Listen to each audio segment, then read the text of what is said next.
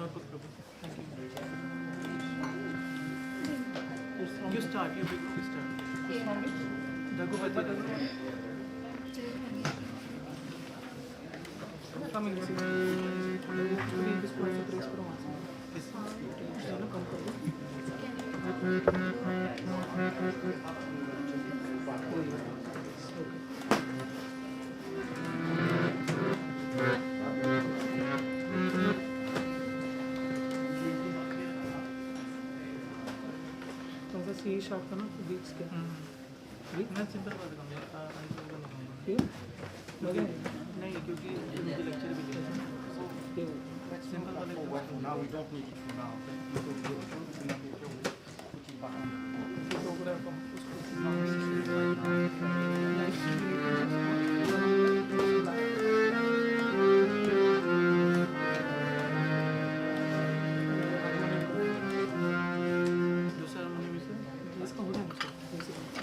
You start singing now. Yeah. Do you need the mic? She'll need the mic. Mic is on as well. That's fine. You take this one. Bas mic. No trouble. Take that one.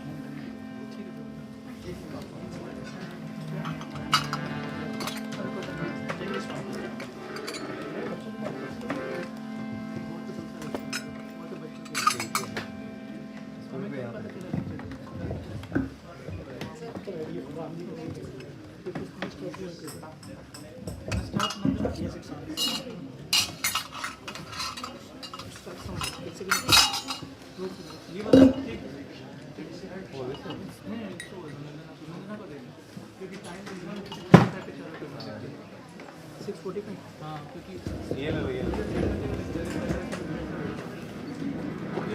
Raghupati Raghav Raja Ram पतित पावन सीताराम रघुपति राघव राजा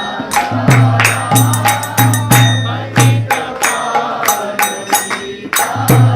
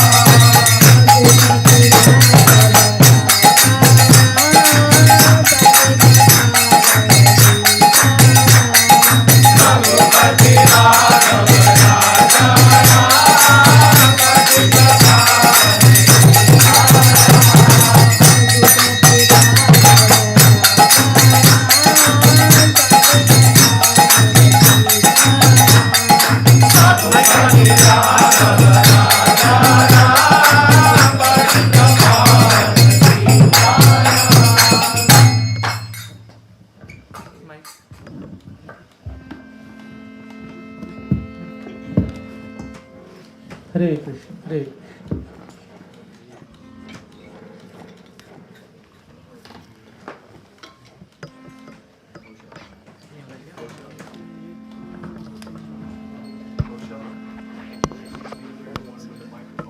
Yeah, दूसरा वाला ले लो harmony है एकदम ना harmony harmonium इसको पकड़ो इसको पकड़ो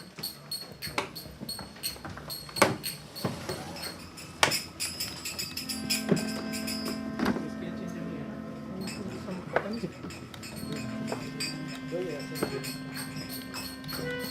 ये खोलना करोगे वो खुला है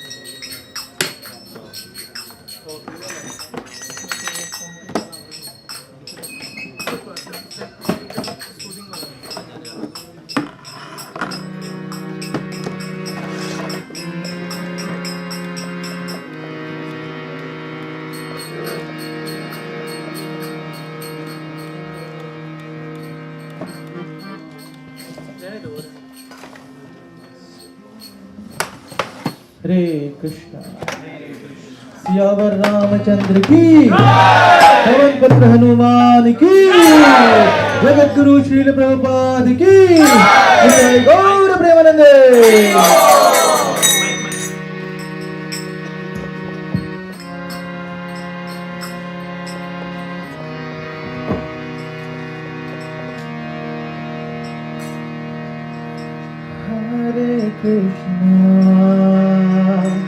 हरे Krishna Krishna Krishna Hare Hare Hare Rama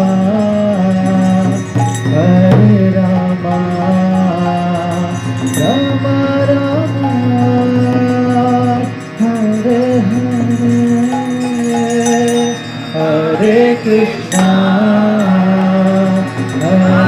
Krishna Krishna Krishna Hare Hare Hare Rama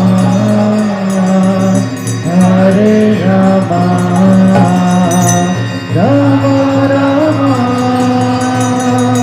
Hare Hare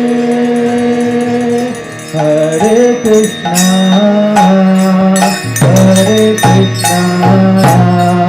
Krishna Krishna Hare Hare Hare Ram Ram Ram Hare Hare Krishna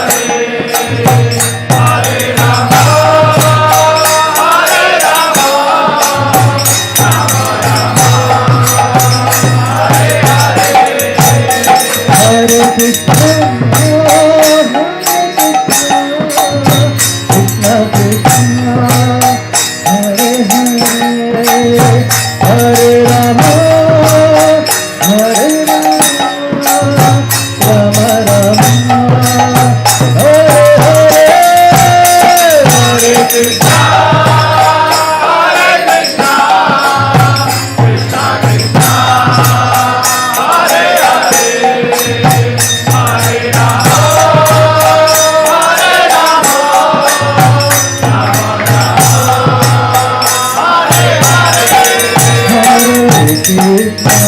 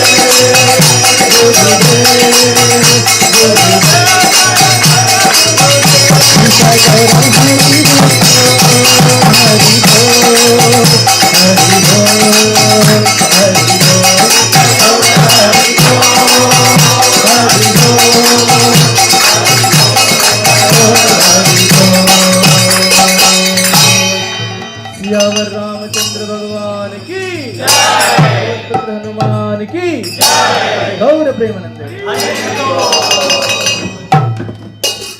now we'll move towards the lecture.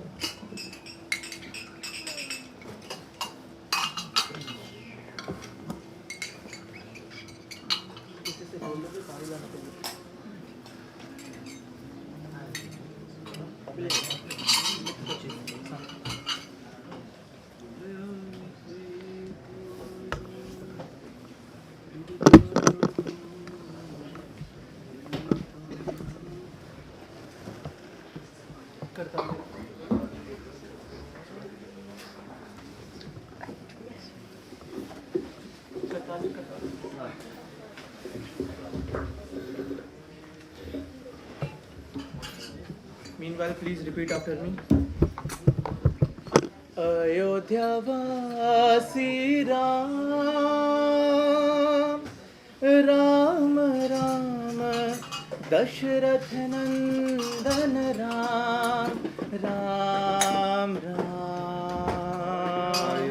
Ayodhya Vasi Ram, Ram Ram, Dashrath Nandan Ram, Ram Ram.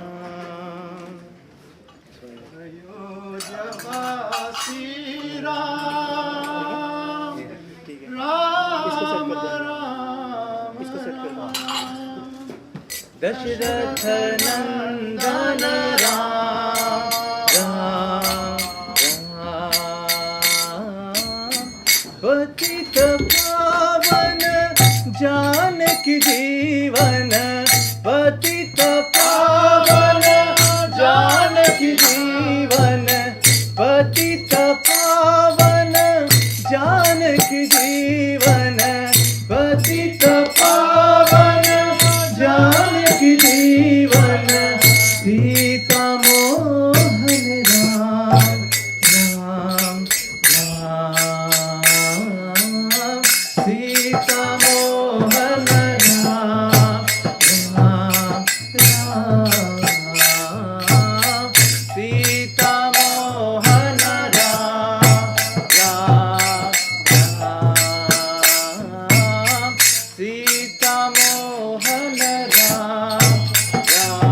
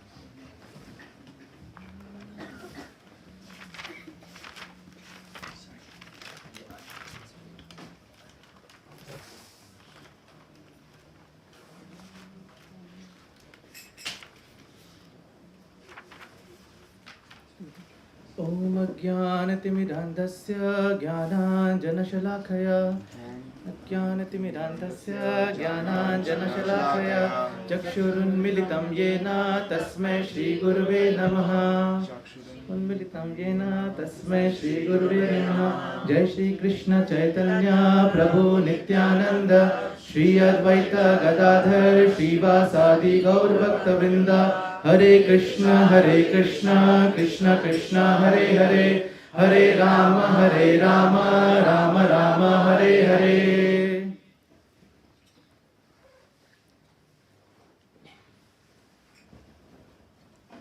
Hare Krishna everyone and happy Ram Navami to all of you. Before I begin, I'd like to express my gratitude to all the Vaishnava and Vaishnavis sitting here, our temple president, all the senior devotees, my Guru Maharaj and Sri Prabhupada. Now, all Bhagavatam is the essence of all the Vedas and it has 18,000 verses. Valmiki Ramayana alone is 24,000 verses. So there is no way we can get the essence in just 45 minutes to 1 hour. I have jotted down some points, but I'm sure I'm not going to be able to finish those. But I'll try my best as much as I can to take some pastimes. Pastimes, I can bet that very few of you know about Lord Ramchandra. So these are the mysterious pastimes, and we'll be taking some of the misconceptions that people have about Lord Ramchandra. Okay. So who here can, before we begin, can anyone tell me who knows Bhagavad Gita 4.7? Anyone here? Dharmasya ya Bharata Abhyuthanam. Keep on, next slok.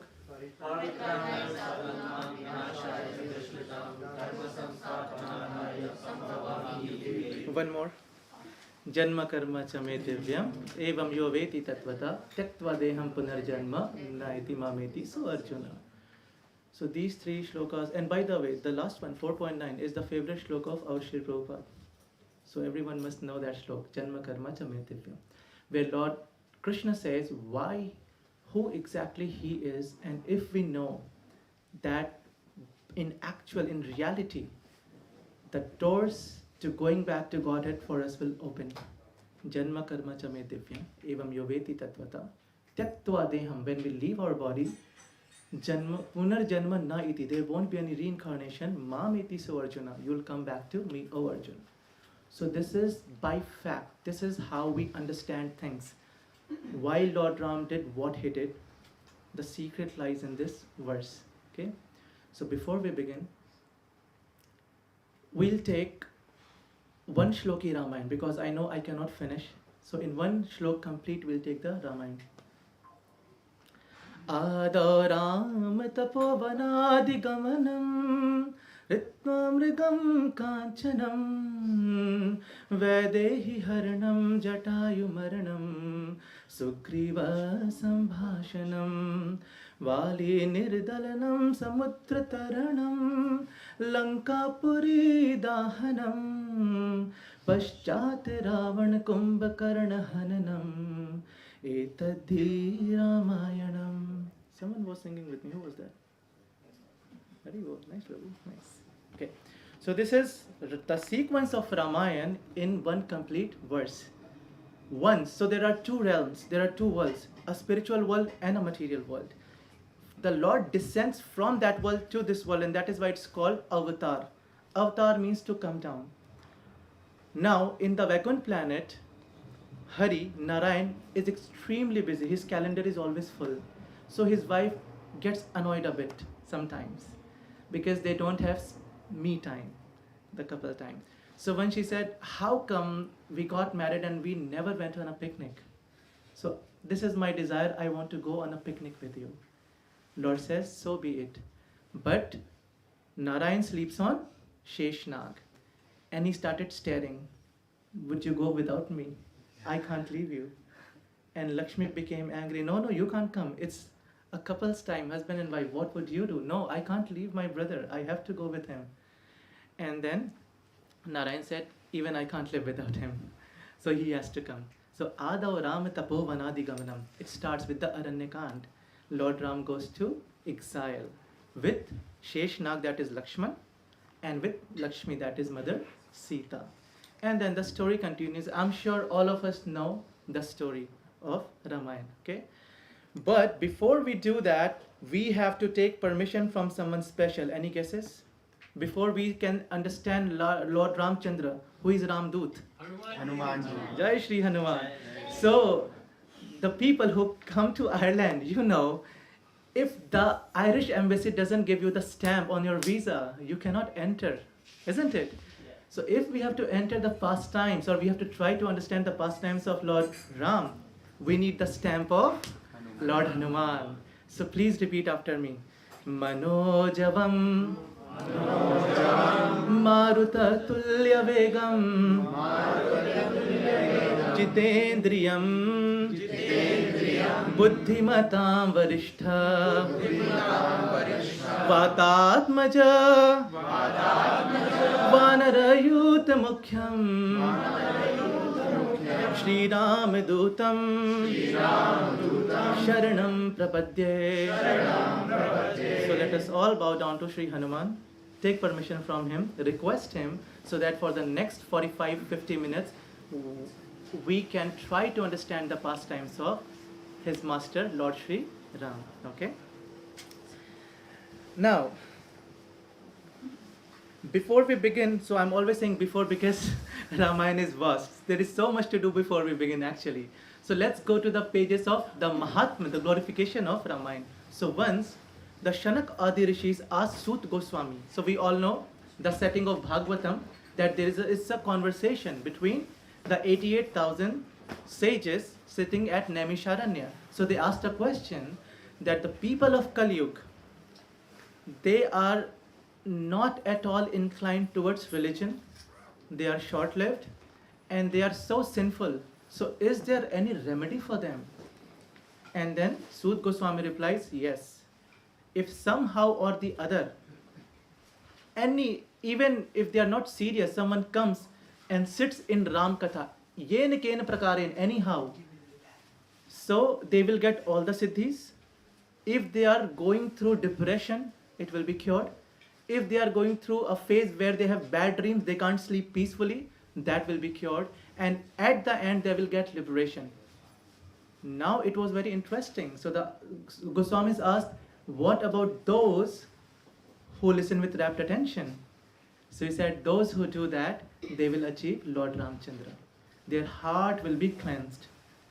And the most important point that he said was that only one who has, so Lord Krishna says in Bhagavad Gita, Bahunam Janmanam Ante Gyanvan Mam Prapadyate Vasudevam Sarvamiti Sa Mahatma Sudurlabham. After millions of lives and deaths, one who is in knowledge comes to the platform of understanding that I, Vasudeva, am God and he surrenders unto me. So, similarly, Sut Goswami said that only one who has accumulated the Sukruti. Sukruti means the pious deeds for millions and millions of births. Only that person would be able to sit in Ram Katha. There are millions of people outside. You try, you go and call them, they won't come and sit here. So if you have made it, it means it's not just one lifetime. Millions of lifetimes of hard work you and I have done to be able to be sitting here and trying to listening to the pastimes of Shri Ramchandra. So Hari Bol to all of us. Hari Bol. Hari Bol. Okay, I think now we can start. So we'll begin with, we all know the basic story that Ravan was a demon and he was from Vaikunt. He was who was Ravan and Kumkaran? Jay and Vijay. They were the gatekeepers. They got cursed by Sanat Kumar. The four Kumaras wanted to meet Lord Vishnu and they were stopped at the gate. So there are 7 gates when we go back to Godhead. So we'll have to go through the 7 gates if we go to Vaikunt. And then at the last, they will ask us, what's your ID password? Right? And that time you'll have to say Namam Vishnu Padaya, Krishna Prishtaya Bhutale, Srimate Bhakti Vedanta Swami Niti Namane. That is our password. Right? They will see this. They will check everything. Oh, Prabhupada, get inside. Right? That is the glories of Prabhupada. But anyways, they were stopped.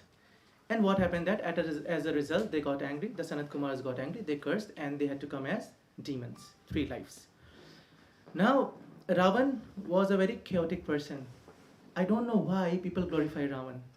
If you listen to what he did, you will not glorify Ravan. But anyways, Ravan is to be glorified. Tavakara Kamalavare, Nakam Adbhuta Shringam, Dalita Hiranyakashipu Tanubringam. So Hiranyakashipu has made to the pages of Vedas. You and I haven't. Right? So even if it's good publicity or bad publicity, publicity is publicity. They have made to the pages of the Vedas. So they are to be glorified actually. So Ravan prayed to Lord Brahma. And then Lord Brahma said, what do you want? So he asked for a boon. I want to become immortal. No, you can't become immortal. Why? Because I myself am not immortal. How can I give you 10 euros if I have only 8 euros? I can't give you, right? So then he said, okay, fine. Give me a boon where I can't be killed by any demon, by any yaksha or anyone powerful in the world. At that time, Mother Saraswati sat on the tongue of Ravan. And he slipped a sentence, except for humans and monkeys. I don't care for them. They are not very powerful. And as a result, Lord Ram descended as a human. Anugrahaya Bhaktanam Manusham Dehamastitam. Bhagavatam 10:33-36 says that he has assumed a human-like form. He is not a human. He has assumed the form of a human to do various activities. The 2 verses that you said, Paritranaya Sadhunam, Vinashaya Dushkritam, to save the sages, to kill the miscreants, Dharma Sansthapanarthaya, to re-establish the Dharma, religion, right? Sambhavami Yuge Yuge. Oh, this is better. Yeah, I come again and again, right? So, monkeys and humans. Now this Ravan, he was so powerful that wherever he went, he created havoc and he got cursed. He was cursed so many times. So he was cursed by Vedavati. So Ravan was a traveler. Once he went traveling and he saw a beautiful woman who was doing a sacrifice. And he fell in love with her and he proposed to her. She said, no, I am doing this sacrifice to get Vishnu as my husband. He says, no, you should be with me. And he forcibly snatched her hair and she became offended. She cut her hair and she gave him a curse that I am going to be the very cause of your death. And she burned herself in the fire. And that was the end of Vedavati. Then once he went to Narad Muni and he said that please teach me the meaning of the word Om, Gayatri. Narad Muni said, no, you are a demon, I'm not going to do that. So he wanted to cut the tongue of Narad Muni. Narad Muni got angry and he said, your 10 heads would be cut in front of you. I curse you. Similarly, he tried this with so many people and everyone cursed him. And then finally, Ravan was too egoistic. So we will get to know a bit about Lord Hanuman as well today. So in Sanskrit it is said, Vidya Danati Vinayam. Education must make you humble, Vinayam. But as a contrast, for Ravan, it did not make him humble, it made him rather rude and arrogant. So he went to Kailash to meet his master, Lord Shiva. And Nandi, who was the servitor of Lord Shiva, stopped him. And he was very persistent, though, I have to go, you can't stop me. And there was a fight between both of them. And then Ravan kicked him and he flew in the air and he was on the ground. So Ravan laughed at him. He said that it seems that Mahadev, Lord Shiva, has employed monkeys as their bodyguards. Look at you. You are just flying like a monkey. And Nandi felt very offended. He said, oh, so you mean that monkeys are not very strong? So let me curse you. Monkeys would be the cause of your death. You will be dead by monkeys. Whenever you see monkey with a man, consider that your last day. So this is the curse of Nandi too. So he had so many curses, but still, it's like in India we say, kutte ki poonch seedhi nahi hoti hai. Meaning that people don't change. So he didn't change. So as a result, Lord Ramchandra, there are 5 reasons actually given by Goswami Tulsidas why Lord Ramchandra appeared, but we can't cover all of them. If you were on the 22nd January Ram Janmabhoomi lecture I delivered, so I gave you the first reason, Narad Muni curse. Then the second reason is the Sanat Kumar curse. Then Manu and Shatrupa, they did tapasya, and as a result, they said that I want you as my child. So then they came as Dashrath and Kaushalya, and Lord Ram descended, and there are two others, but it will be very detailed if we go into that. Let's come to the hero of Ramayana, Hanumanji. So, once upon a time, in Swargalok, in the heavenly planets, there was a damsel by the name Pujiksthala. And Pujiksthala was very cheerful. She would always be in a joyful state. And once she made a Rudraksh garland for her guru, Brihaspati, and he became very happy. So he gave her a boon that you will bear a divine child. But then he thought that the damsels of Swarglok cannot be mothers because they are always in the damsel state, unmarried state. So then to rectify that, he said, okay, you go and you serve Durvasa Muni. And we all know what's going to happen next. Durvasa Muni gets angry very easily.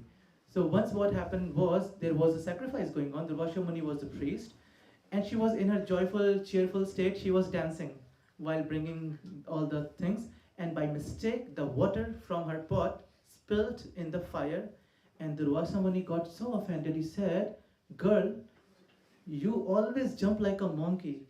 Go and become a monkey. So she got the curse. And then she comes to the material world as Anjana.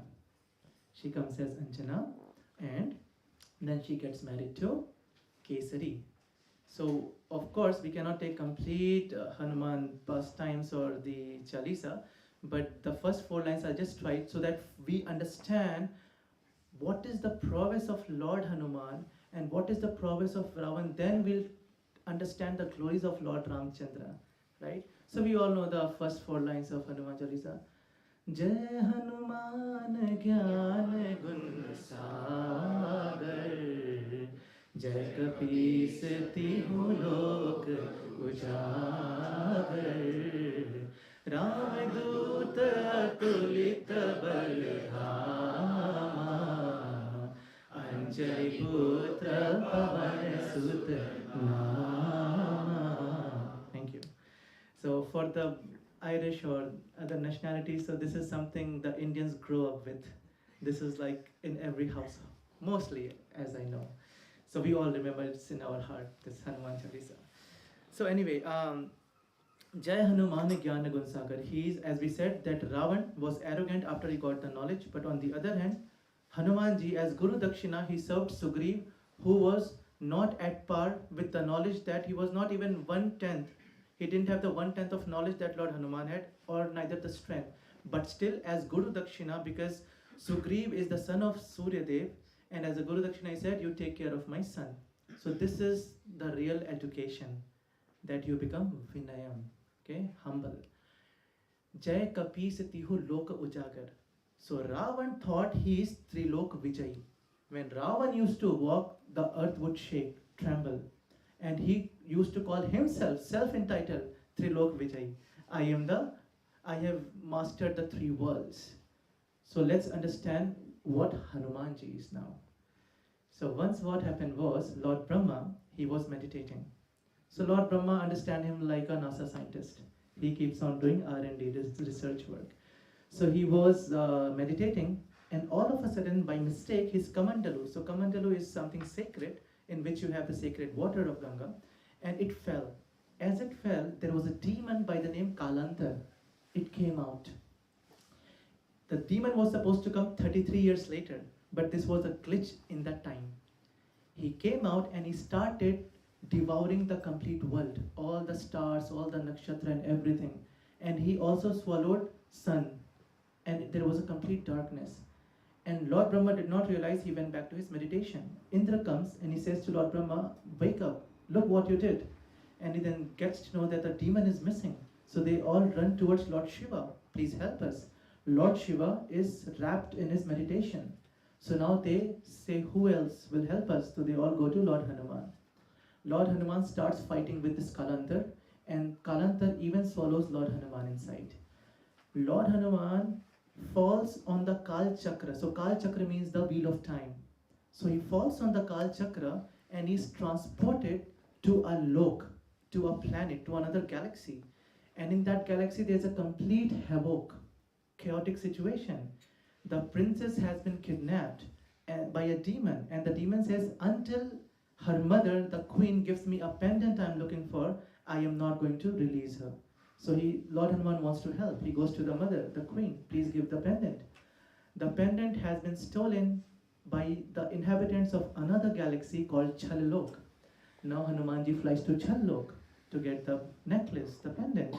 In Chalilok, what happens is that planet is captured by the dwarves. Now Hanumanji fights with the dwarves. And after fighting, when the dwarves are about to lose, they start crying, Hanumanji, we want to go back to our planet. Please take us back to our planet. So Hanumanji, as he's taking back to the planet, he gets to know that their planet is submerged inside the water. Now Hanumanji goes inside the water, gets the planet back. After that, he releases the dwarves, comes back to the Chalok, takes the pendant, goes to this galaxy, gives the pendant to the demon, releases the princess, goes back to the Kal Chakra, comes back inside the belly of this Kalantar. Now as this happens, and we are surprised and we are shocked when we see Inception, you must turn to our scriptures actually to understand how deep our scriptures are. This is real Inception, by the way. So then Brahma says to Kalantar, now you have got a glimpse of Lord Hanuman. This is not the complete potency, just a glimpse. If you don't come back to the Kamandal right now, he is going to tear you apart from inside. Do you want to die 33 years before you are born? So he says, no, I want to live up to 33 years. Okay, fine, you come back, better come back to the Kamandalu. He comes back to the Kamandalu. And after that, Lord Hanuman comes outside the mouth with the sun. And that is why it is called Jai Kapishit Tihu Lok Ujagar. Tihu Lok means Bhu Bhuva Swaha. The earth, the heavenly planets, the earthly planets, and the down planets, Patal Lokas. So when the sun came, the three lokas got effulgence of the sun radiation. That is why Tihu Loka Ujagar. Ramadut Atulit Baldhama. Atulit means his bal, his strength has no limits actually. So once there was a one-on-one between Ravan and Hanumanji. Now Ravan said that Hanumanji, I know you are powerful, so am I, egoistic. So let's have a fight, but let's make it short. Let's just do one punch each. And then honestly we will decide who won this battle. Hanumanji says, you go first. Why should I go first? Because if I go first, you won't be alive. So you go first. So then Ravan, he makes his fist and he punches. Now Ravan was actually strong. He had power because he had captured all the demigods. He was so powerful. So Lord Hanuman shook a bit, but then he was back. He says, now my turn. Get ready. And he made his fist and Lord Brahma started shaking. He came running, he said, Hanumanji, don't go out of character. This is not your story, this is Lord Ram's story. He is the hero of Ramayana. So if you kill Ravan right now, then what is the meaning of Ram descending and coming to this world, right? So please don't do this. Then Hanuman said, okay, fine, at least little bit. And then Hanuman used less than 0.0001%, and Ravan fell unconscious for hours. He wakes up and he says, Hanumanji, you are strong. And Hanuman says, you have not seen my strength yet. Else you wouldn't be alive to say this sentence to me. So that was the power.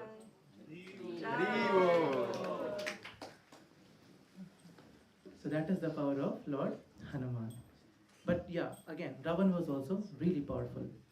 So let's begin. Okay, we are half time. Okay, so quickly, I'll just wrap up with short stories. Lord Ram, when he was a child, he was very grave and he was not much notorious. But once, what happened was, he was playing.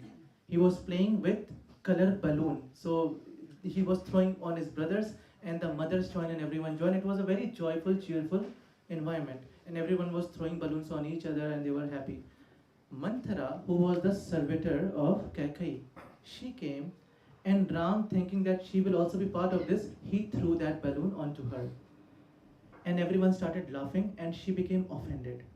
that how come he can throw his such a young child, and she becomes offended by this thing, and she had a slight envy for Ramchandra. So remember this point.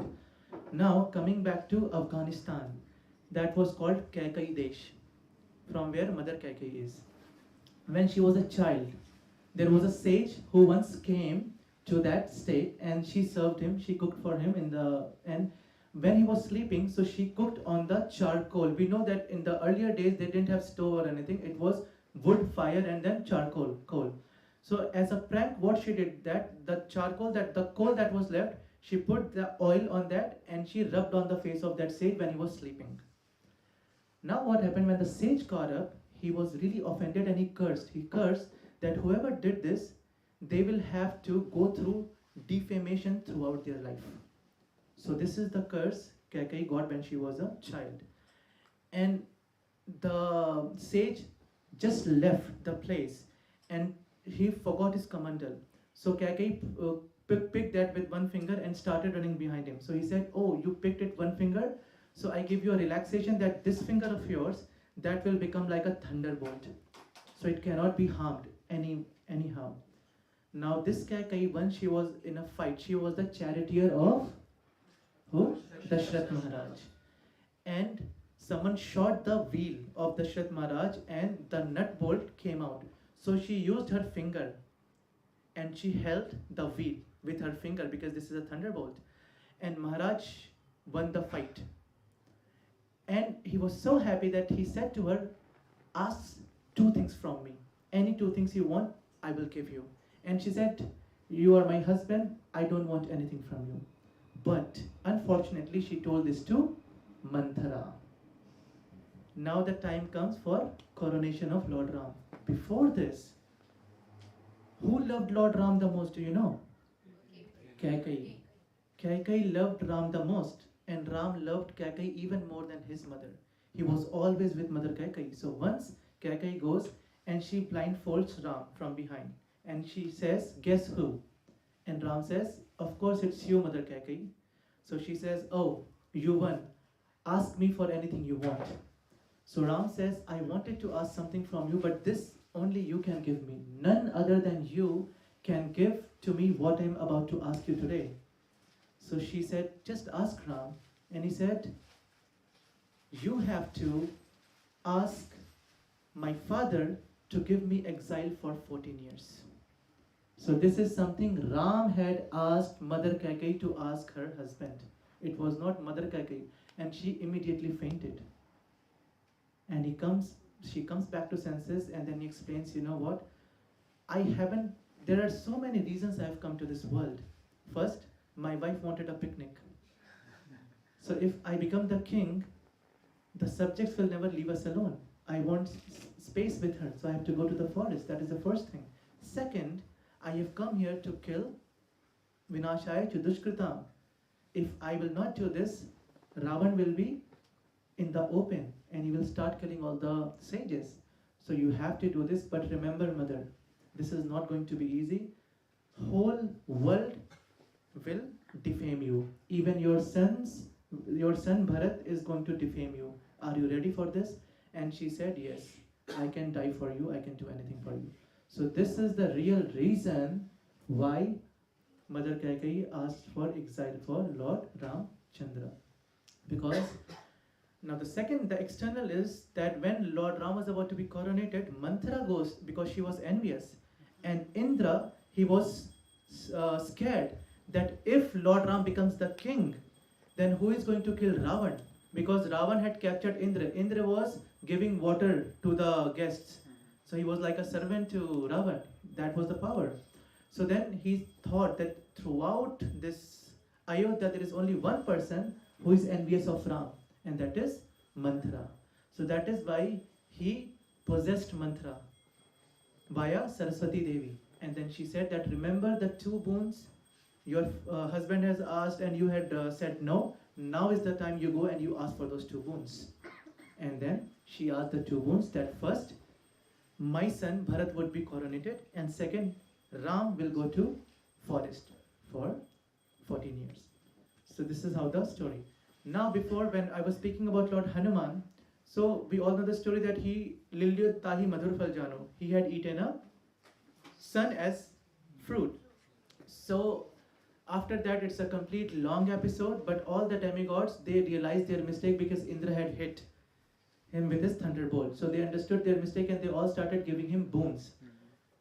After everyone gave the boon, the last boon was given by Lord Brahma, and that was the most important. Lord Brahma gave him a pendant, a mystical pendant, and said that this is invisible. Only your true master is going to see this, none other than your true master. And Lord Hanuman had that, and he even forgot about that. Now, Lord Ram is going through the forest, then he meets Kevat, the boatman, and the boatman takes him across, and then he meets so many sages, and then he meets Atri Muni and Anusuya. So it's also very important. Atri Muni means someone who is beyond the three modes of material nature: goodness, passion, and ignorance. And Anusuya means someone who doesn't find fault with anyone. So it means that who has these two qualities, beyond the three material nature and never finds fault with anyone, Lord will themselves come to us. We don't have to go. Ram will come to us if we imbibe these two qualities within us. And after that, Lord Ram proceeds, and then what happens is that Mother Sita, we all know the episode that she gets kidnapped. And again, there's a very important lesson. The lesson is she sees a deer, which was an imaginary deer, and illusion, and then she asks God. So she was with God and she said, I want that deer. You go. This is our story actually. So Mother Sita is representing the Jeev. Lord Ram is of course God, Supreme Personality of Godhead, and Lakshmanji is Guru Tattva. So Guru Tattva, Narayan Tattva, and Jeeva Tattva. These are the three Tattva. Now there are two theories, but a theory says we were with Krishna initially, and we went away from Krishna. The point to be noted is that it's not okay, but still it's okay to be away from God. It is said, Yasya prasadat bhagavat prasado yasya prasadat na gati kutopi. Meaning, if you are away from God, but still if you have a guru, shelter of a guru, you are fine. But the moment you offend your guru or you reject your guru, then na gati kutopi. Then there is no place in the three worlds for you. And this is, sadly, this is what Mother Sita did. So after she sends away Ram, she had guru, that is Lakshman, and then she said to Lakshman, you also go away. And as a result, Lakshman said that I'm going away, but the time I'll come back, I know that you won't be here. Right? And then she gets kidnapped. By the way, when they met Atri Muni and Anusuya, Mother Anusuya, she gave a special dress to Mother Sita. And she said that if you wear this dress, you will never feel hungry. It's a magical dress. And that is why when she was in Lanka, when she was captured by Ravan, she did not eat a single day. Because she said that if I will only eat when I rejoin with my husband Ram. So she didn't eat and she was alive because of that magical or mystical dress. The story progresses. Then she is kidnapped, and then Lord Ram, he's playing a part of a human and he's crying and he's going everywhere to find his wife. And then after that, he meets Lord Hanuman. And Sugriv sends Hanuman, and Hanuman is disguised as a Brahman, as a priest, as a sannyasi. And he speaks very beautiful Sanskrit. And he's speaking, conversing. So after some time, Lord Ramchandra says there are two types of sannyasis. One is a bhikshuk. Bhikshuk means who begs and eats. And the second is parivrajak. Jai Om Vishnupad Paramhans Parivrajacharya, we say for Prabhupada. Parivrajak means one who goes places and places and he has many disciples. That is the meaning of parivrajak. So he said, you don't appear to be parivrajak. He said, no, I am bhikshuk. So Lord Ram says, if you are bhikshuk, what are you doing with a diamond pendant? And he had forgotten, and he said, you see a diamond pendant? Yes, I see a diamond pendant. He asked Lakshman, do you see? No, I don't see anything. Do you see? Yes, I see. Then he understands, oh, this is my master. This is Ramchandra, the person I have been waiting for throughout my life. And then so that day he said that I am a servant of Sugriv when he met Ram for the first time. But after that he always said I am the servant of Lord Ramchandra. So every action we do has a consequence. So when he said I am Sugriv Das, he also got a reaction for that. For instance, when Lord Lakshman, he saw Bharat when he came. So he had some bad thoughts for Bharat, that maybe he's coming again to kill Ram. Giving banishment or exile was not enough for him, he is coming to kill. And that was an aparadh. And because of this, he had to hear bad words from Mother Sita. And because Mother Sita, she offended Lakshman, she had to face all the torture in Lanka. So whatever action we do, be prepared for the consequence. Does not matter if you are an initiated devotee or whatever your level is, or a neophyte devotee. Any action that we do, good or bad, we will get the reaction to every action. This is live example from Ramayana. Then the story goes on. There are so many stories. But once what happened was that Chaitanya Mahaprabhu, so this is from Chaitanya Charitamrita. Chaitanya Mahaprabhu, he goes to a place, I think that was Rameshwaram, yeah. In Rameshwaram, he was supposed to eat at someone's house. And they were completely absorbed in Lord Ram's thought. So he said, Bhiksham Dehi, but he said, I have not prepared anything. Then after some time he comes to his senses, he said, oh my Lord, I forgot that you are coming, let me prepare for you. So the Brahman, he prepares for Lord Mahaprabhu. And Mahaprabhu says, you also eat with me. He says, I don't eat. Why don't you eat? I don't eat because when I read Ramayana, I heard or I read that Ravan kidnapped Sita. He touched Sita. How is it possible that he can touch Sita? And since that day, I have given up eating. I don't eat anymore. And Mahaprabhu said, no, that is not correct understanding. He did not do that. But he wouldn't listen. So Mahaprabhu traveled from there to Rameshwaram, from Srirangam to Rameshwaram. And when he met another devotee, he was reading Kurma Puran. It's one of the Puran. And in Kurma Puran, the story of Vedavati was written. So the reality is, the Vedavati, remember that lady who cursed Ravan because he touched her hair, that I am going to be the cause of your death, and she burned her inside the fire. So Lord Ram told Mother Sita, the real Sita, that you know what, Ravan is coming to kidnap you. So you have to be safe with Mother Swaha, who is the wife of Agni Dev. And the Vedavati, she will come as you. So she will become Chaya Sita, an illusion.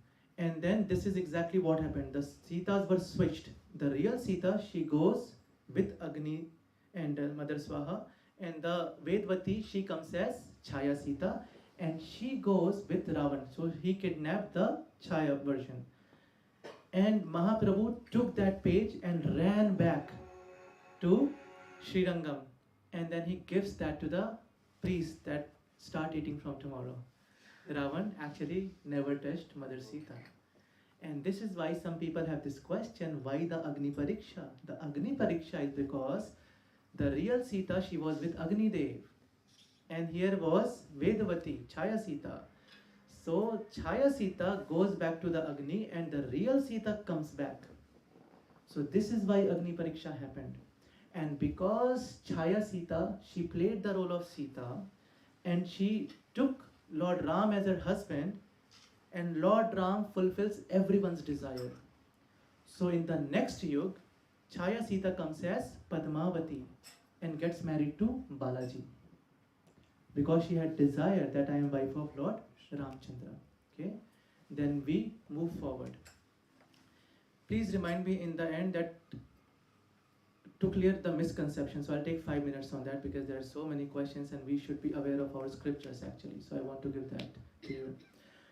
So let's come to the final, Yuddha Kand. So Ravan and Ram are facing each other.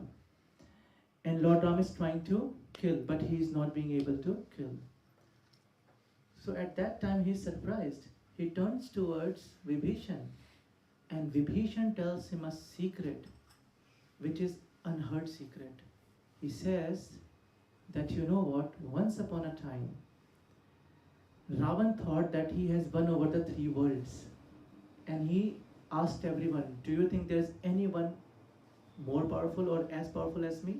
So one of his ministers said that if you want to maintain this status of being the most powerful, you never go to a place in the northern part of India called Ayodhya and never meet a person by the name Raghu. He says, why? He said, you don't do that. Now Ravan is curious. I have to meet this person. So he says, listen to me. I am your well-wisher. If you go, don't go as for a battle. You will be killed within seconds. Go as a student. So Ravan, for the first time, listens to anyone. So he says, okay, fine, I will go as a student.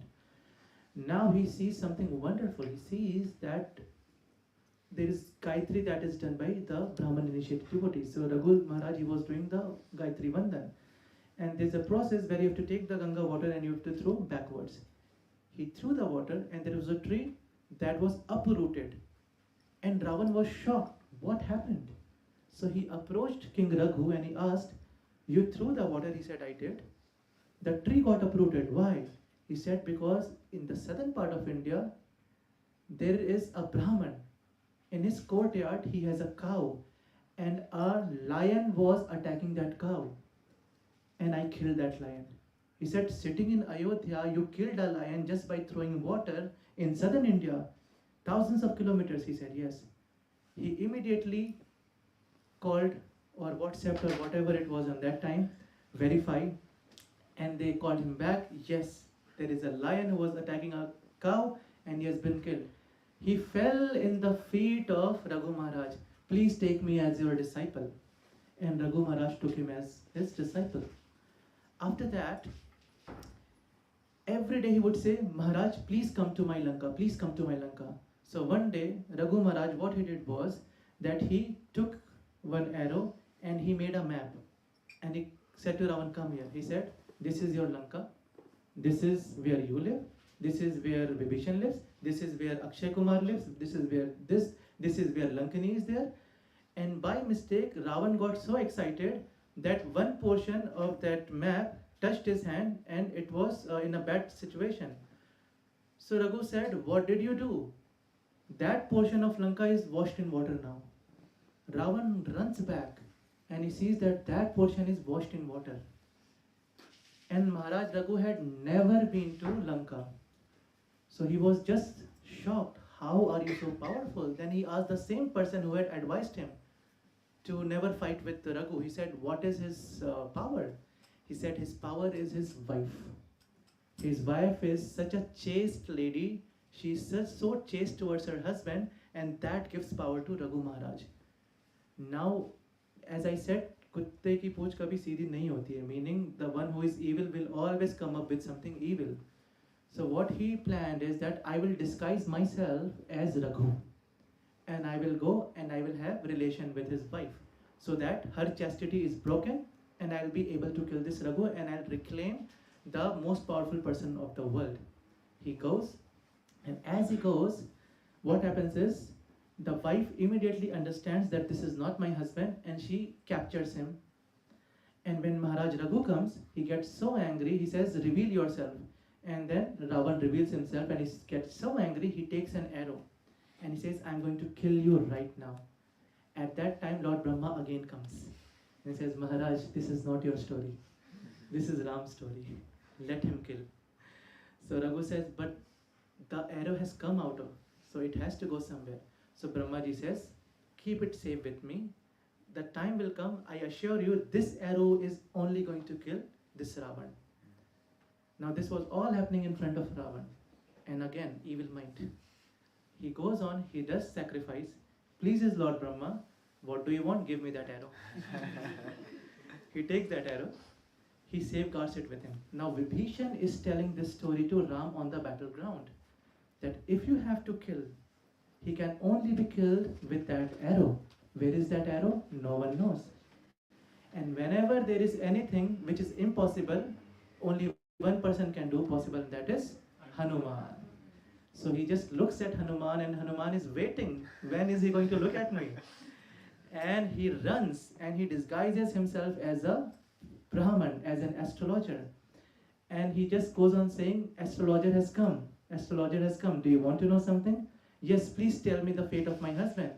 Oh, that was killed by a monkey called Hanuman, because he had only killed the husband. And the news spread that a great astrologer has come, he knows everything.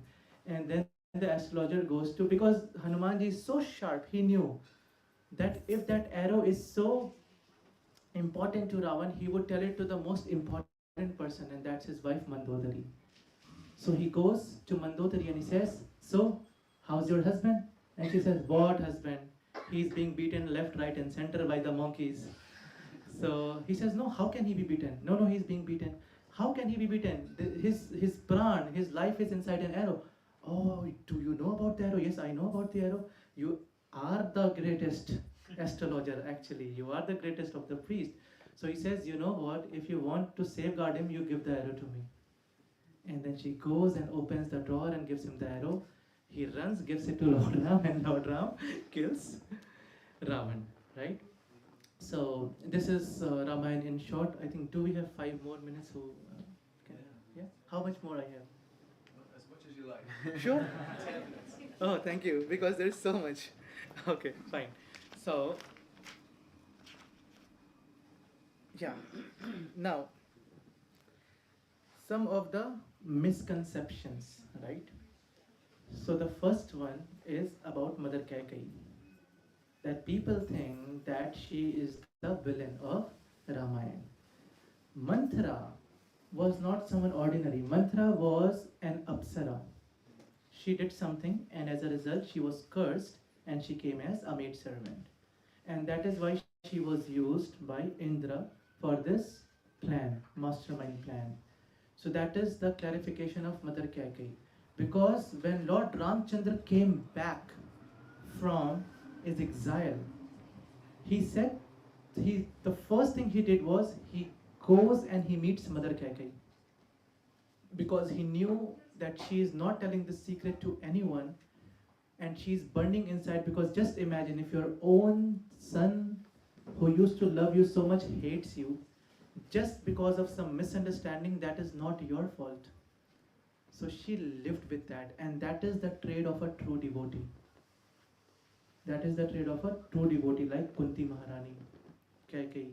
These are all true devotees. They can take anything for Krishna, they can take anything for Lord Ramchandra, for the happiness of their. They don't care about themselves. They're not on that platform that I need my comfort first. So we should never ever understand Mother Kaikeyi in a negative way. That is the first thing. Second thing is, why the Agni Pariksha? The golden question everyone asks. Your Ram is so bad. You call him God. Why would God ask his wife to go in Agni? So we know now that because the real Sita, Mother Sita, was with Agni, and she had to come back, and that is why this Agni Pariksha. And after that, what happens is, so this Ramayana actually is very, very, very interesting. There are so many suicidal points in Ramayana. Firstly, the monkeys who were in the southern part army, they wanted to commit suicide when they come to the Indian Ocean and they don't see anything. At that time, Sampati, who is the brother of Jatayu. Now another story about Jatayu, because we have time. So Jatayu was the great bird, okay? And once Shishi Panchatattva Bhagwan ki Jai, Shishi Radha Govind Bhagwan ki Jai. Okay, so once Maharaj Dashrath, he was fighting with Shanidev, and he was losing in the battle and he was falling down. At that time, Jatayu carried him on his back, and the fight was resolved. And Maharaj Dashrath was so pleased with Jatayu, he said, Jatayu, ask for anything. And Jatayu said, if you have a son, please give that to me. And Maharaj Dashrath didn't have any son. So he said, okay, fine, you take my son.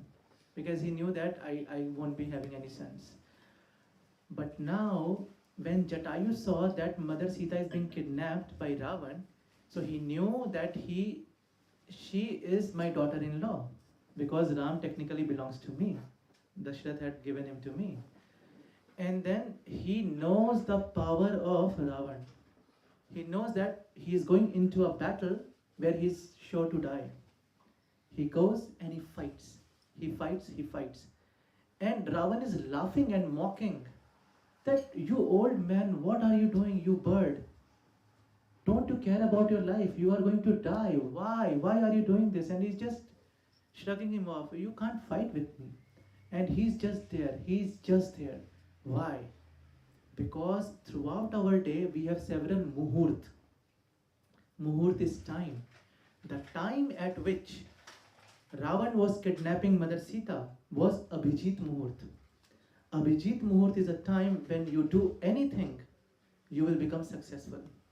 Prabhupada was always very particular about the Muhurt. Sometimes he would sit in the airport for hours and hours because he did not want to go out in a bad time, because these things affect. He knew, Jatayu knew. So what Jatayu was doing, he knew he's going to die. He had given up his life, but he was just delaying that Muhurt. And as soon as the Muhurt ended, the next was an inauspicious. So anything done in the next Muhurt won't be fruitful. And then he said, now kill me. My work is done. So this is another trademark of a devotee.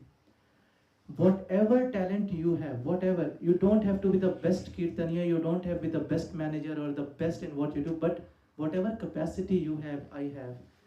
Just employ the intelligence you have employed for the service of Krishna and Ram. Sugriv was not very powerful, but he had a feud with his brother Vali, and as a result he had to run away from him time to time.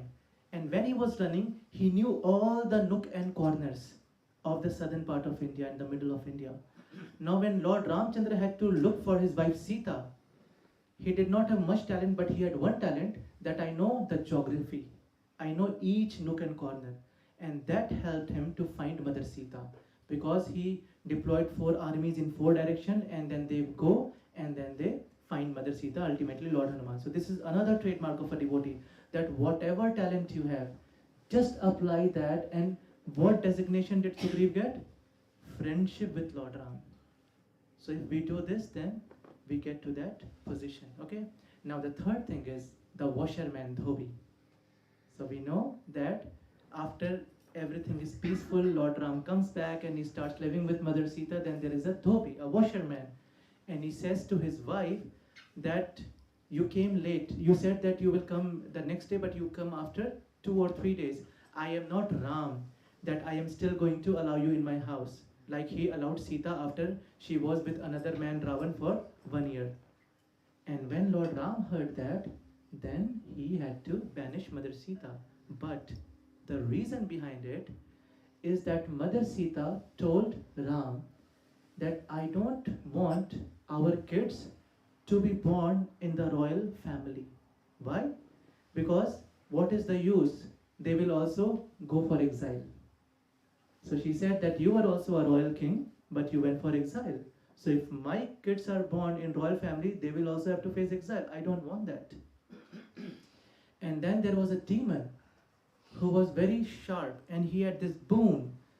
He also wanted to become immortal, but Lord Rama says, can't, because I am not immortal. So he said that, give me a boon that I will only be killed when the Shakti and the Shaktiman, they separate.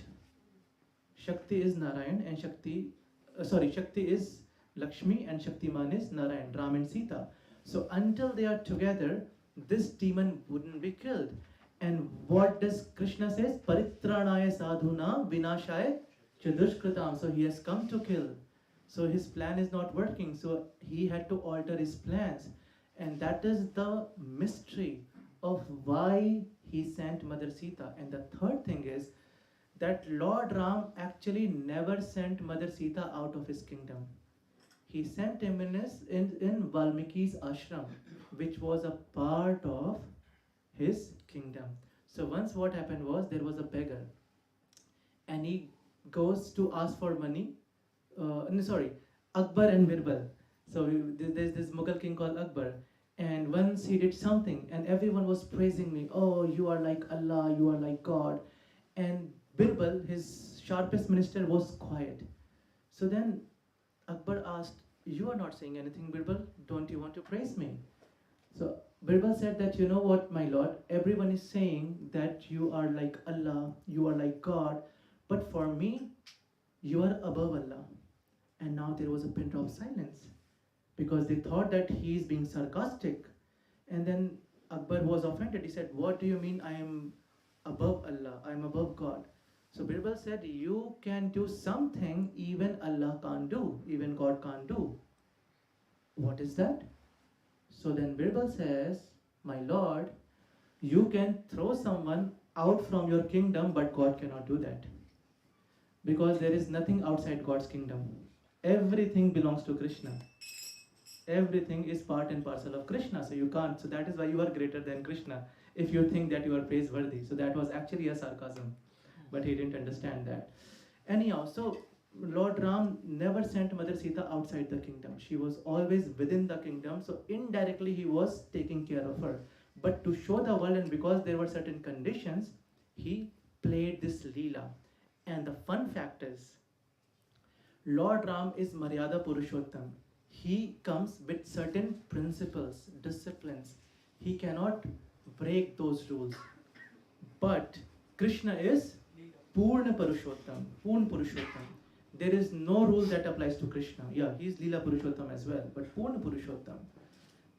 So Krishna, when he left Vrindavan for Mathura, he goes to Mathura, and in Mathura, now these are villagers. Krishna and Balram and all the Sakhas, they are villagers. So they are wearing dhoti and they have just uttari. And when they go to Mathura, Mathura is like New York or Paris, a fashion place where everyone is so elegantly and they look so beautiful. Now these Gwalbal, they are feeling embarrassed and they are hiding themselves. Look at us, we are villagers and we are going in a high-tech city, so aristocratic. And then he comes across a person who has clothes shop. And he goes and he says that please give us some good clothes. And the person said, do you know these clothes belong to Kans, the king of Mathura. He says, I'm not asking about the good ones. You might have some bad clothes. The ones that are not in use, no one uses, Kans doesn't use, you give that to me. And the person, the shopkeeper said, no, just get lost. And he was very abusive and he was not talking properly with Krishna and Balram. Krishna becomes angry, slaps him and beheads him. This shopkeeper was the Dhobi of Lord Ramchandra's story. So there, Lord Ramchandra was under Maryada. He couldn't have killed because there is certain things which is bounding him. He is a king. And as a king, he is not Hitler that just war, just kill everyone. No, he has to take account of his kingdom. He has to take account of everything.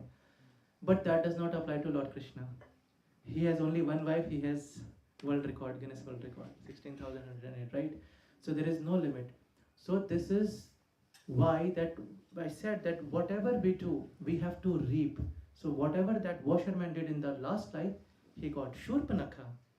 Shurpanakha fell in love, what we say, love at first sight with Lord Ramchandra actually. And that is why the whole episode came. She wanted to kill Sita and then Lakshman just chopped off her nose. But she also gets opportunity to meet Ram in the next life. She becomes Kupcha.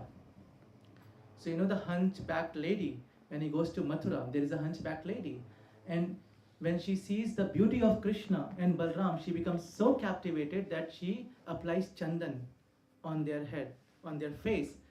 And then Lord Krishna says, who are you Sundari? Who are you beautiful? And then she feels offended. I am not beautiful. I am hunchbacked and I am ugly. He said, no, I remember you, who you are. And then he just catches hold of her shoulder and makes her straight and beautiful again. And she is Shurpanakha from, so this is from Bhakti Ratnakar I've read. So she becomes Kupcha and then she gets her desire fulfilled by Lord Krishna. So whatever desires anyone had, we just need to study the scriptures through bona fide sources, because there is so much of misconceptions going on in society and people just don't understand the guru, the secret, goyatam part of this, secretive part of the Shastras. But if we come under the shelter of bona fide master like Prabhupada and our senior acharyas, then we will be able to understand. So I am way above time. I don't think, do we have time for question, Prabhu? Such a wonderful class. One question there. I'd love to go on, but as you know, the program is going on. So Yeah. maybe one question. Yes, please. Anyone has any question? Yes, Prabhu? Prabhuji, it was Hare Krishna. It was so insightful. I have one request that people nowadays say that Ravana was so great brother who fought with Lord Rama for a sister. If you can clear that misconception, that will be Okay, thank you, Prabhu. Very nice question. So, the backstory is Shurpanaka, when her nose was cut, she actually first went to Ravan. Ravan said, "Who are you, Mataji? I don't know who you are, get lost." And just threw her away. Then she went to her second brother, Khardushan. And then Khardushan actually goes with army of 14,000 demons to kill Ram and Lakshman. And Mother Sita is there. So Mother Sita is so compassionate that whenever any demon used to come, she would say, "Please forgive him." So this time Ram says to Lakshman, "You take her away because I have to kill them." And it is said in Ramayana that it was Lord Ramchandra was so stylish, you wouldn't imagine how many smiles can we have. We can grin our teeth out, we can pout. Lord Ram had 282 type of smiles. Just imagine. And he would wear the latest clothes and he was very well built. And it is said that when he fought those army of 14,000 demons, he finished them off in 45 minutes. And your mind can't imagine if you see a 3D movie with arrows being, so it's like 360 degrees arrow being shot and he's dancing in a style. And then when the complete army was dismantled by him, he left one and said, "Go and tell your master." And then he goes. So before that, what happens is when Khardushan sees this person, Ram, he goes to Ravan and says, "Brother, we should not be killing. This person is so beautiful, we should kidnap and keep him in the museum. People will take ticket to just see the beauty of this person, this Ramchandra." But then anyways, they were demons, so they had this ego and got killed. Now Shurpanaka again goes to Ravan. She again goes to Ravan and she says about all these things. That you have to do this, our brother has been killed. So Ravan then assembles the army. When he does that, at that time Ravan is consoled. He says that, "Ravan, don't do this mistake. These brothers, Ram and Lakshman, they are not ordinary. If you want to know, you see Marich." So he had killed, Ram had killed Tadka, and then there were Subahu and Marich who he left. And he shot an arrow to Marich, and Marich goes to a place, and that is today called Mauritius. Marich, yeah.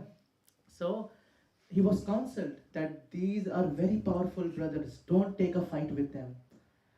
Ravan changed his mind. He was actually scared for the first time. So he comes to Shurpanaka and he says that, "Tell me one thing. Tell me the complete episode." Because now he had the attention. So she said, "You know what? I went." He said, "You went, so that is your problem.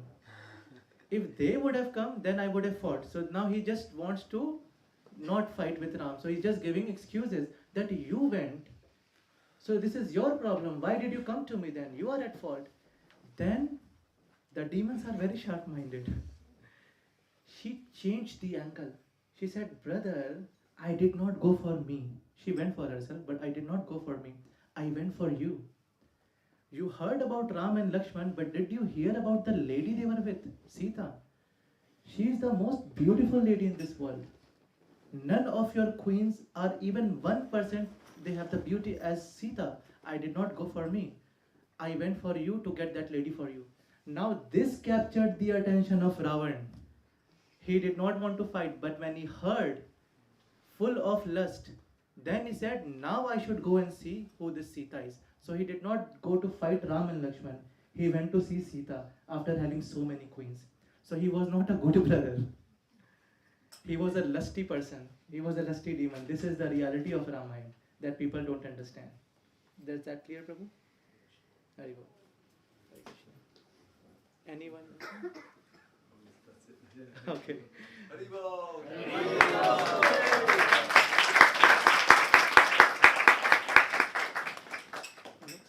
Okay, so before the arti, we're just going to do a short presentation.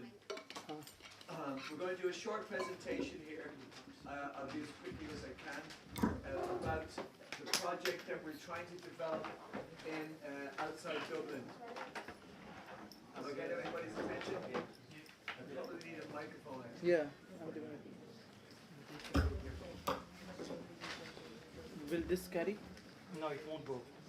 Prabhu, do you want to come in? Yeah.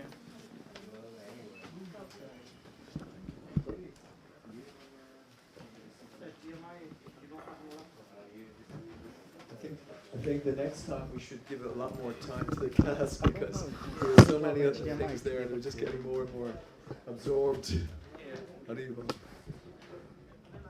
So, They are all HDMI. Yes, they're all HDMI. you don't have the laptop that one? Yeah, but I'm using my laptop. Sorry, I can't.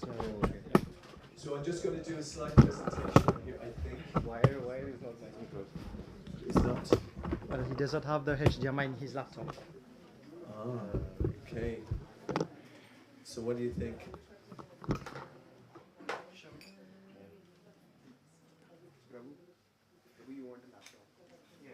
No, it's gonna take a while, is it? See, he has the laptop. Okay. How are you going to get that to him? Yeah. Okay. Well, what I'll do is I'll just waffle for a few minutes while he gets that. But actually, the point is we don't absolutely need the presentation. It would be very nice because I could demonstrate rather than just speak. But okay. Well, I'll go on. One of Srila Prabhupada's main desires, and in one of the 7 purposes of ISKCON, is to demonstrate a more simple lifestyle.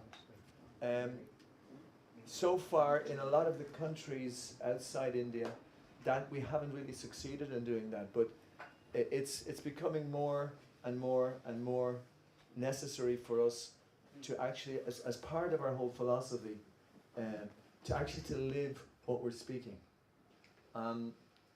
One of the things which we've really failed to do was to look after the mothers, both the earth and the cow. And in fact, we've done the actual opposite. We've been living in a place which is a bit like Ravana's place, actually, where they're killing cows and they're destroying the earth. And so, for the last so many years, we've been thinking about having this project outside Dublin, whereby we could show, demonstrate how to look after the cows, how to look after the earth, and actually make a major, statement of the Vedic scriptures, a major statement of Sanatana Dharma. Because it's in so many people's here, in their DNA, this Sanatana Dharma. But it's very difficult to speak about it. We have to demonstrate it. So, with this in mind, we embarked a couple of years ago to try to look for some places in Dublin whereby we could do this. And it's a very expensive process when you're buying land.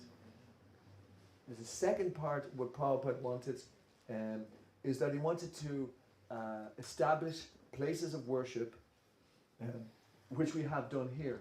It's the centre of Dublin, and you can see we have a lovely temple here. It's constantly people are coming in and seeing our Panchatattva, and it's a beautiful experience. We bought this temple about 7 or 8 years ago. Actually, we installed the deities here about 2008, but we only were given this opportunity to buy it about in 2017.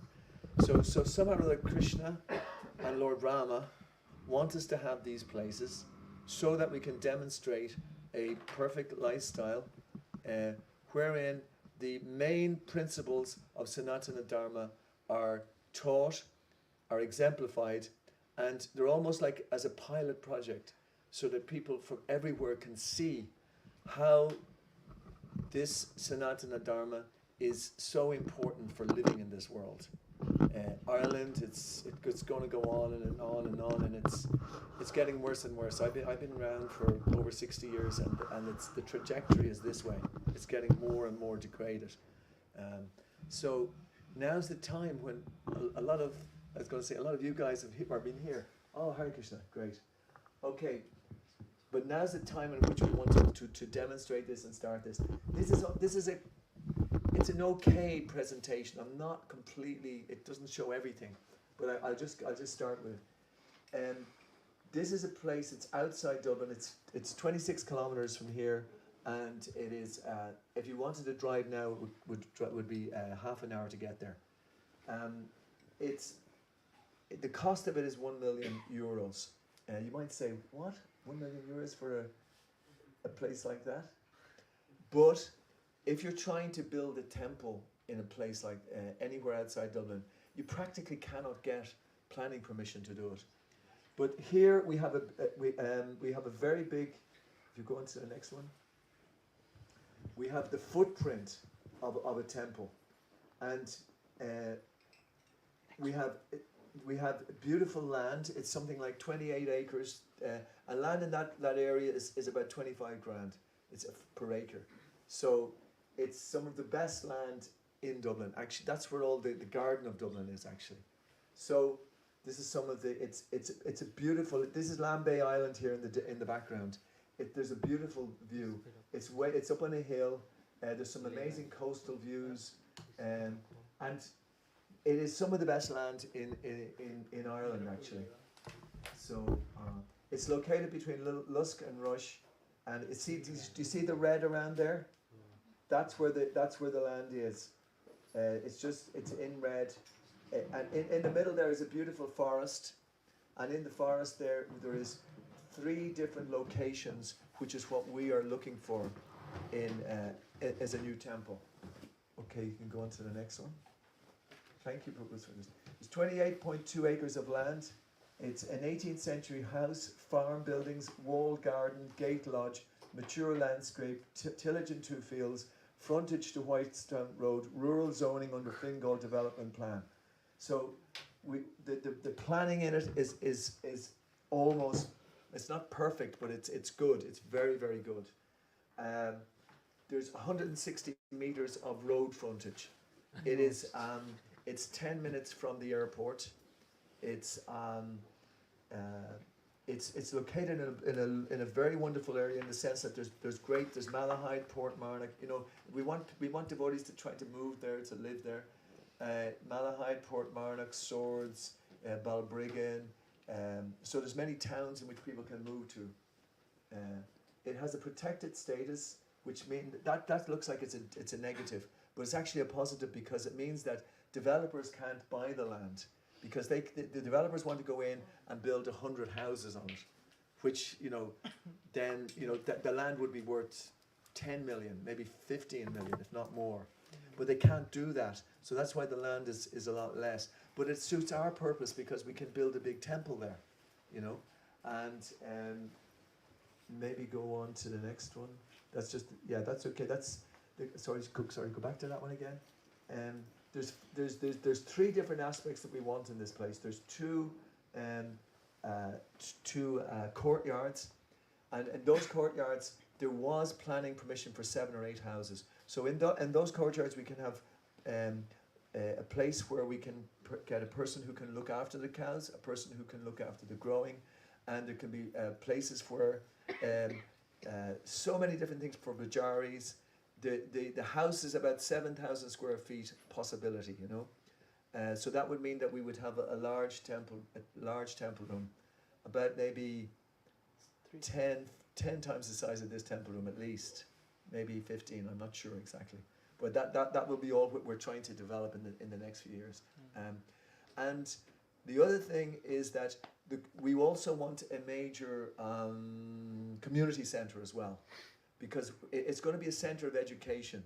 And just like Prabhu was giving this amazing talk on so many aspects of Krishna consciousness that I never even heard of, and I've been around for a few years. And so this is an education center where we can actually demonstrate, but also teach. We have schools in the area which we visit regularly, so we're going to bring those schools and explain to people when they're very young what this whole Sanatana Dharma is about. So this is the whole idea that Prabhupada, he always aimed big, you know, that he said, my problem is I always seem big. And look what happened. He spread Krishna consciousness everywhere, all around the world. And all his disciples have got that same mood, you know. So we're just kind of in a mood now, I feel. It's really the time. I'll give you an example. About 2 weeks ago, we were short on Lakshmi, and we had a fundraising lunch, but we were still about 6,000-7,000 euros short. Well, today, up till today, now this is the first leg. We wanted to reach 600,000. So up until before the class, we were 200 euros short. And during the class, and I shouldn't have distracted, but something told me to look at my phone, and somebody donated 2,000 euros. So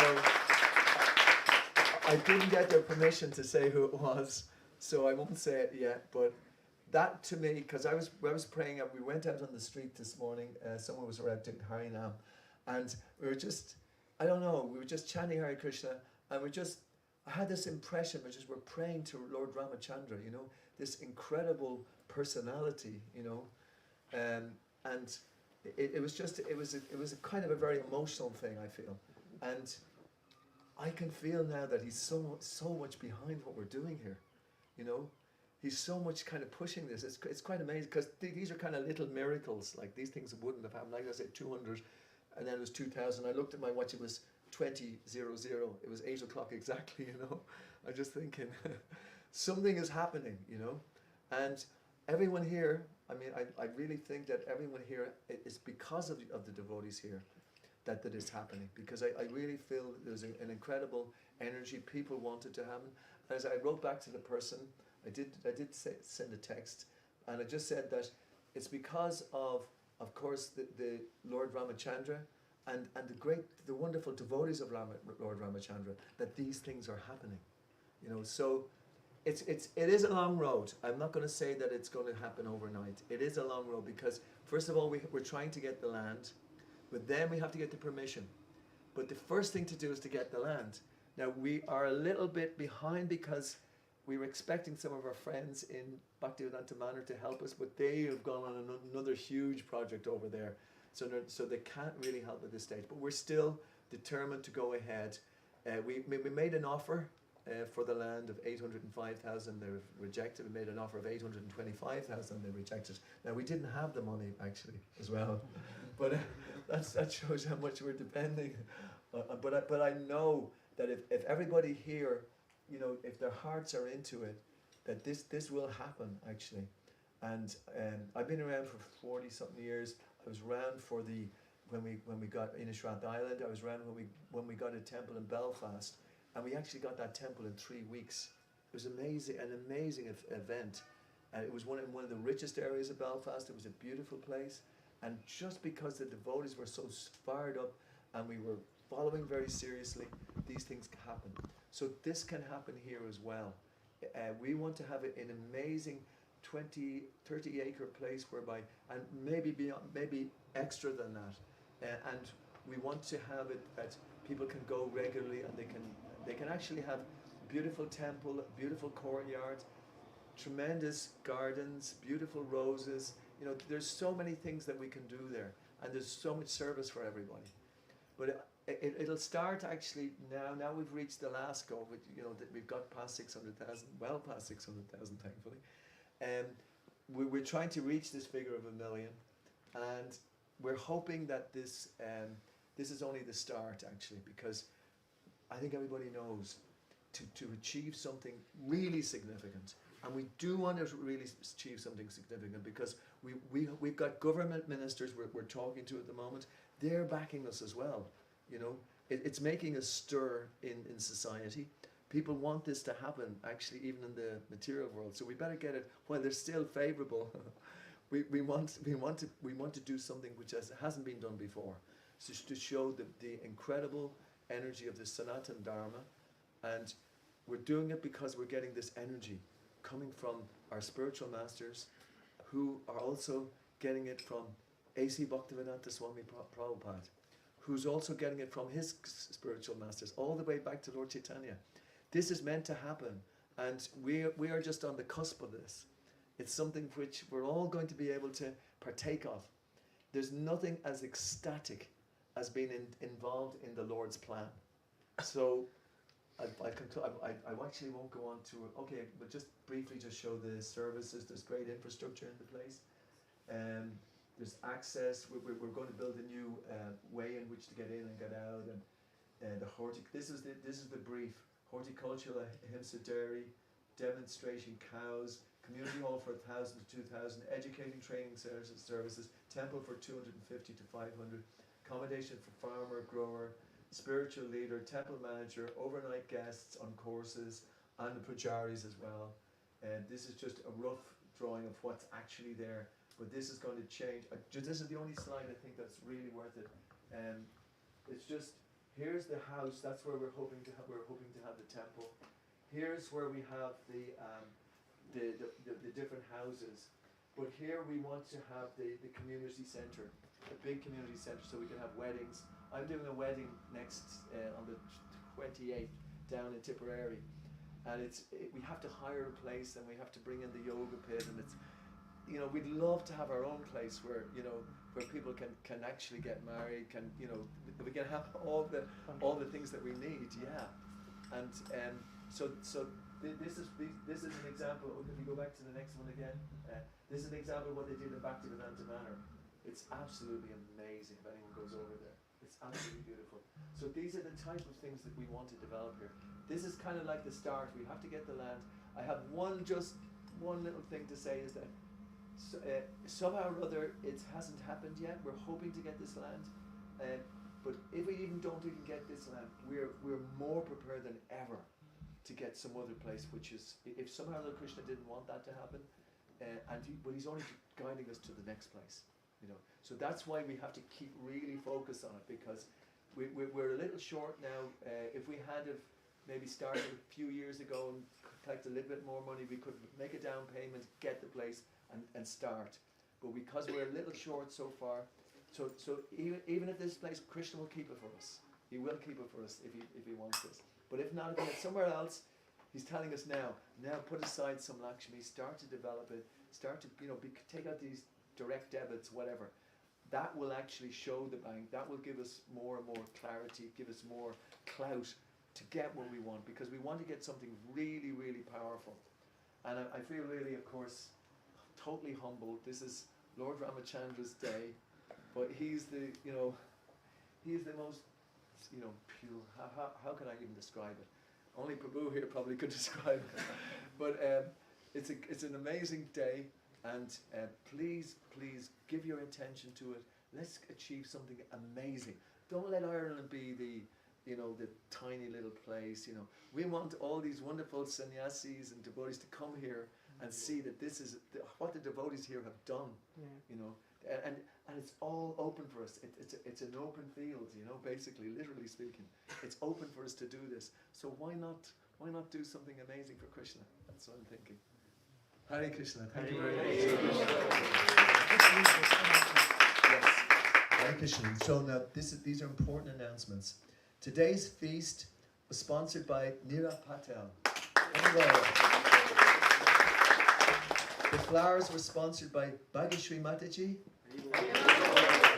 Shama Mataji, Kurma Prabhu, Shankar Prabhu, and Tila Prabhu. And Abhay Girish not wanting me to say this. Thanks to Abhay Girish for giving a wonderful lecture.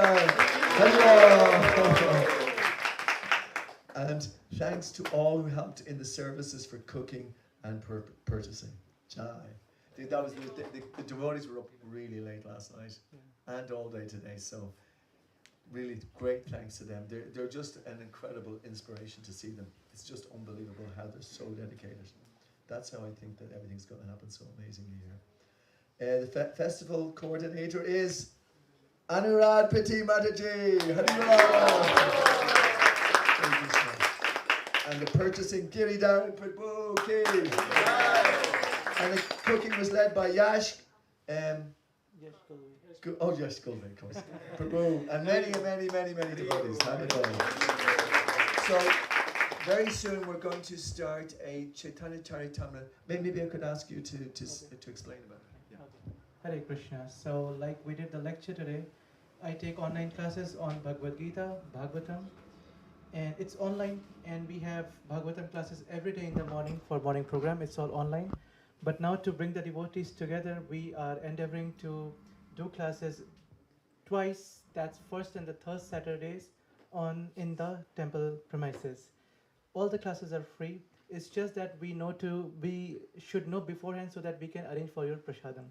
So if you want to be part of those classes, because Chaitanya Charitamrita is something PhD level for all the God Vaishnavas, but we want to introduce, because there are so many, as Prabhu said, so many wonderful devotees who are coming up, who have the basic knowledge of Bhagavad Gita and trying to understand Bhagavatam. So that motivated me to start these Chaitanya Charitamrita classes along with Kirtan, which will be led by many good Kirtaniyas, and then we'll have Aarti and Prasadam. So if you want to be part of this, just you can contact me directly and I'll add you to the group. Hare Krishna. Okay, so now we all stand for the Aarti. Yeah, we can all stand for the Aarti now, and that would be followed by Prasadam.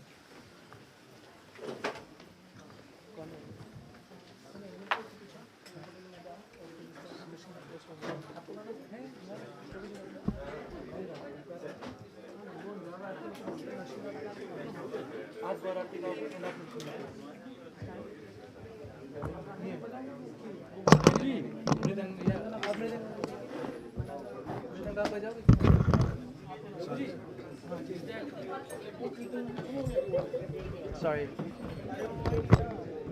Sorry. Excuse me. Excuse me.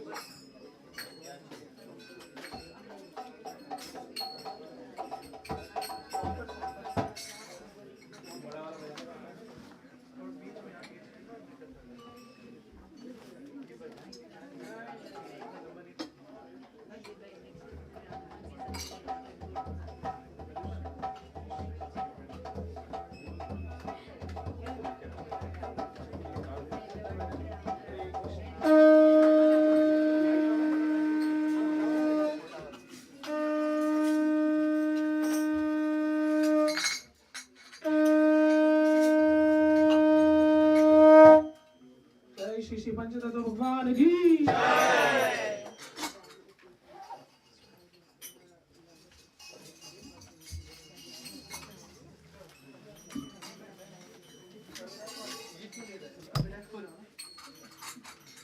जय जय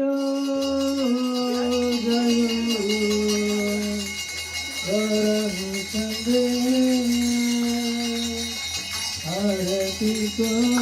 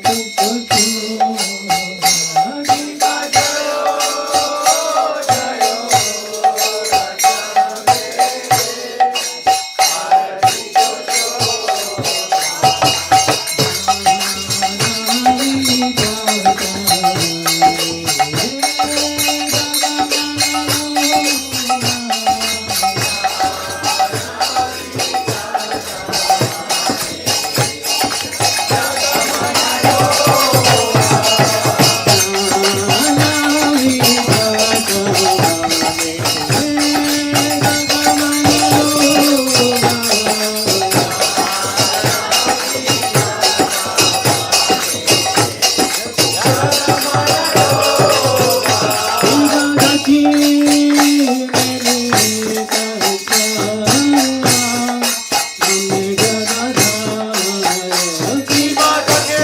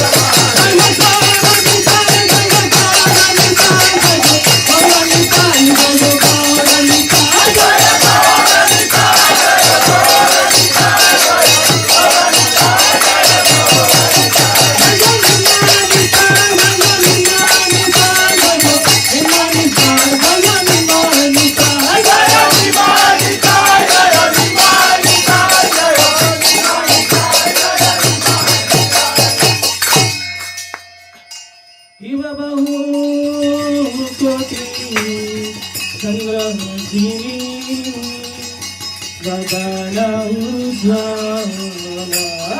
बाबा कोटि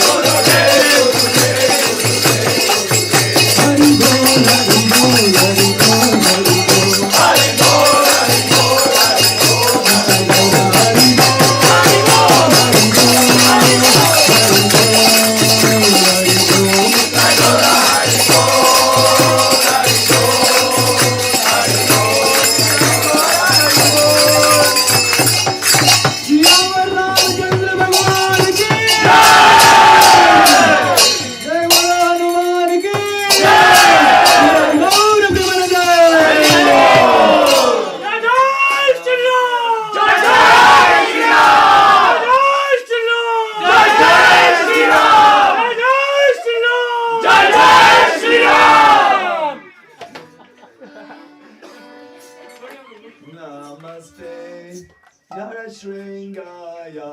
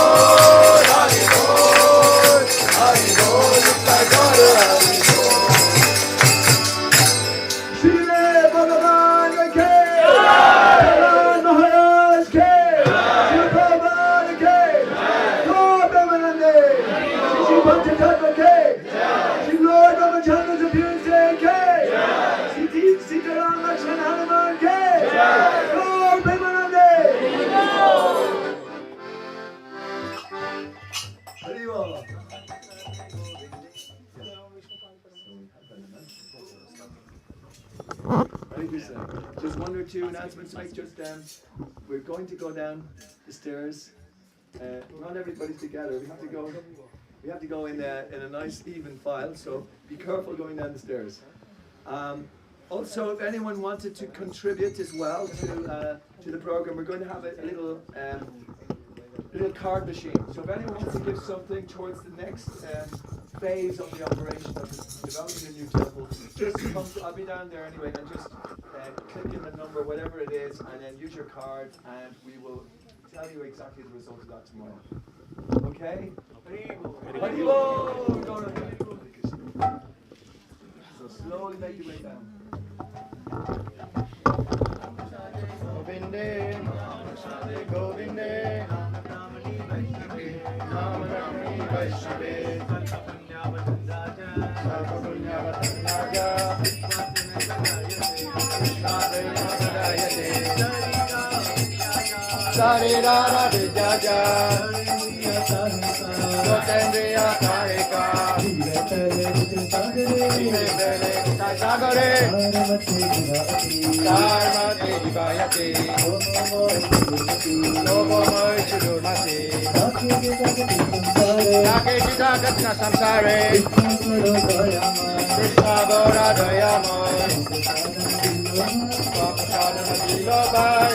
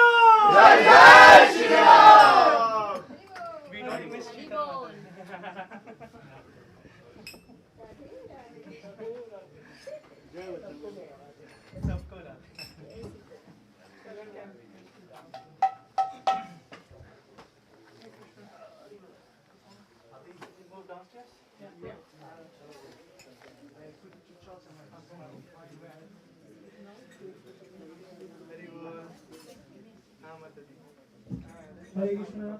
There is prasadam arranged downstairs.